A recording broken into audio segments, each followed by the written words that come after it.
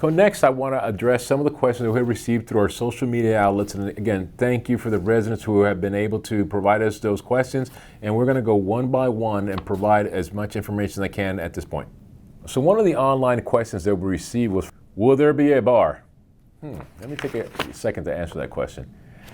We won't have a bar within that municipal complex, but we know that developing that 16-acre central hub of the municipality there on Cutler Road will complement right now what's going on next door that's currently under construction, which is the public shopping center that will have retail and restaurants lined on Cutler Road and retail and restaurants adjacent to our property. So that will become the main economic engine for the town because of the central gathering place as well as the other adjacent shopping centers that are there. So will there be a bar? I hope there's more bars in the existing locations now. Next question is Life with Yan. How is traffic going to be handled? Part 2, Cutler is ready backed up during peak hours.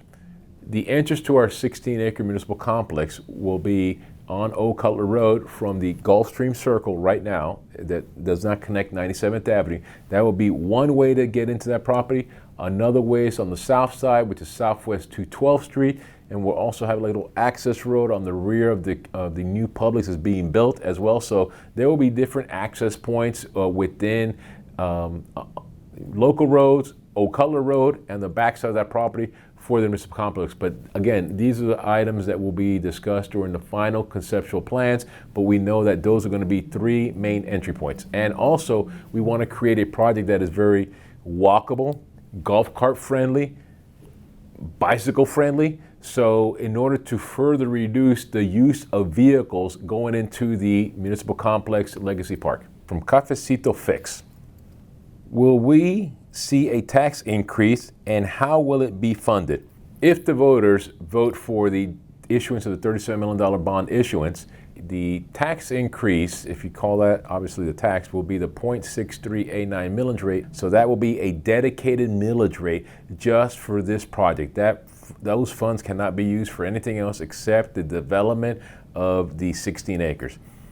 How will it be funded? It will be funded by just kind of like almost like an equity line of credit, as I mentioned during our public involvement meetings, where we will draw down as we will draw down the bond money for the planning, the construction plans, and then actual construction. So it'll be a series of bonds that we will draw, but it will not exceed $37 million. So it depends on which phase that we're in. Next question is from Rotilli. When will everything be completed? So in regards to timeline, if the bond is approved, which I hope it will be, it'll start from the design phase to the permitting phase to the construction phase to the move-in phase.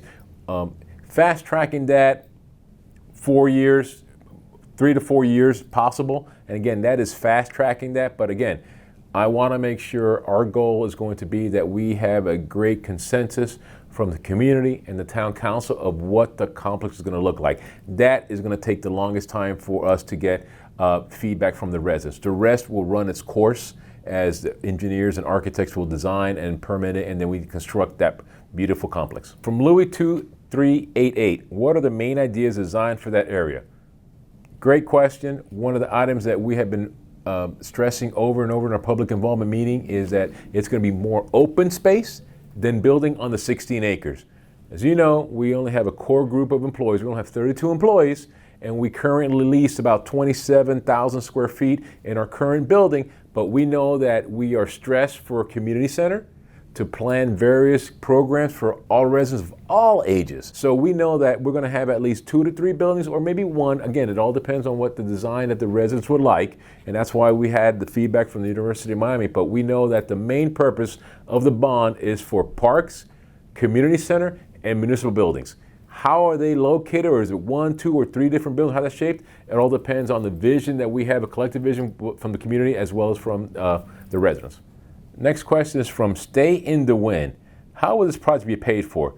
The project will be paid for based on the voter confidence that we will be issuing a mail-in ballot for a bond for $37 million. So that bond for $37 million will be the dedicated funding source to develop the 16-acre parcels. That's how that property will be redeveloped into something that'll be the central hub of the town for your municipality, municipal complex, police, community center, as well as central gathering place, park, open space, etc. Another question from Louis2388. Will Old Cutler Road still be a one-lane road after this construction? Yes, Old Cutler Road has been designated as a historic road by the state of Florida. And in fact, when you look at the road work that was done several years ago as an award-winning project, we make sure that we kept the character of a two-lane highway from 87th Avenue to Gulfstream Road. That will not be expanded because it's a designated historical road. Next question from Giselle 120588. Do we have the final decision on how the whole area would look like and amenities? We don't have it yet. Currently, we have 9 conceptual plans from the University of Miami School of Architecture, but our main goal immediately following, if the bond, the $37 million general obligation bond is approved, is to secure the best design team possible in order to then immediately start having the final conceptual plans that everyone can agree upon in the community. And there will be several community involvement meetings to secure the locations of the building, if it's 1, 2, or 3 buildings, what type of amenities. I know that throughout our public involvement meetings we talked about amphitheater, open space, community center with multiple rooms, playgrounds, interactive exercise trails, pavilions. So we want to make sure that is a central hub. All those amenities, possibilities, endless possibilities of amenities on a 16-acre parcel will be determined by you, the residents of Cutler Bay, through the design process. Next question from www.billy.com. Is it a commercial or residential? Well, it's none. The 16 acres is owned by the town of Cutler Bay. It's earmarked for a municipal complex.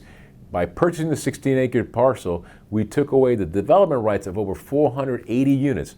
480 units. Imagine how many vehicles will have been added to Old Cutler Road. So now the residents could rest assured that that property will not have 480 units, and it will be used for a municipal complex, police department, community center, central park location, and that'll generate a lot less traffic than it would have been with the 480 units being developed.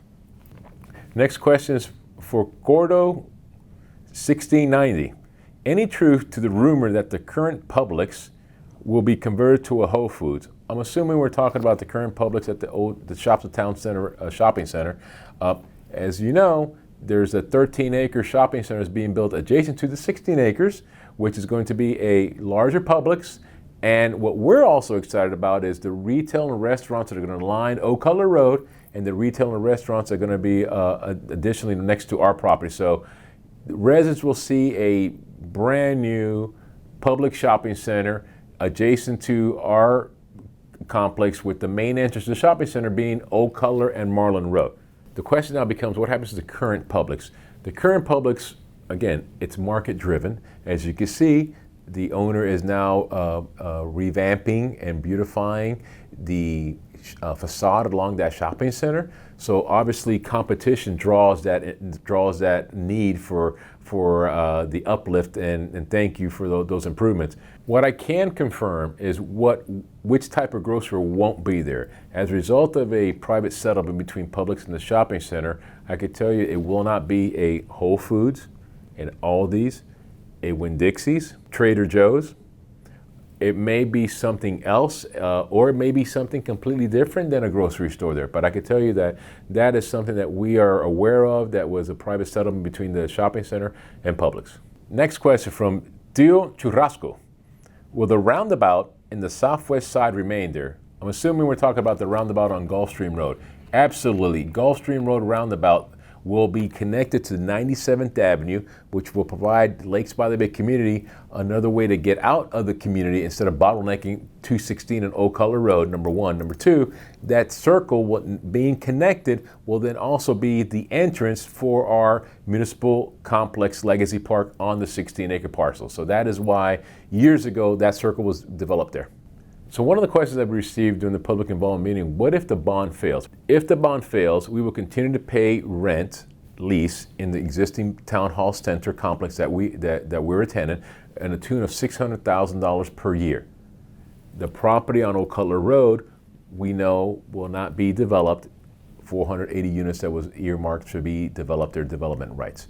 The town will then aggressively start pursuing different types of grants for the development of a park, looking at different grants to build a town hall, a police department, community center, which are very difficult to receive. That's why they're called grants. But we will continue to pursue the vision of the community to make that a central hub. Now, what will occur is that all that will be then pushed out several years out versus if the bond is adopted, and then you're looking at a 3 to 5 year process of securing the buildings there and developing a central park for the town. If we don't receive your approval for the bond, then we will then have to stretch out and possibly do the project within phases and also pay a lease payment of over $600,000 per year in our existing building. We will not be homeless. We do have a 5-year lease agreement in the current building that we have right now, as well as 2 3-year options. So we know that we'll be here and explore different options if the bond doesn't get approved. So once again, on behalf of the Mayor and Town Council and myself, your Town Manager Rafael Casals, thank you for taking time to watch this very informative video.